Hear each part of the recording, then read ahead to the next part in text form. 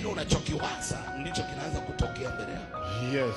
Kuna vitu vingi vipo duniani na hujui kama vipo, ni kwa sababu hujaviwaza wala kushughulika navyo. Siku ambavyo utaanza kuviwaza na kushughulika navyo, utaona kwamba vipo. Na hata Mungu yuko hapa, kama hujashughulika naye utaona Mungu hayupo. Hata upendo upo, kama hujashughulika na upendo hautaona kama upendo upo. Amani ipo, kama hujashughulika na amani hautaiona amani kama ipo. Kuna mtu ndani anawaza ugomvi na anaanza kuona ugomvi. Kuna mtu ndani anawaza ubaya na anaanza kuona ubaya. Yes. Na anaona watu wote ni wabaya. Si kwamba watu hawa ni wabaya, yeye anaona ubaya ndani ya moyo wake.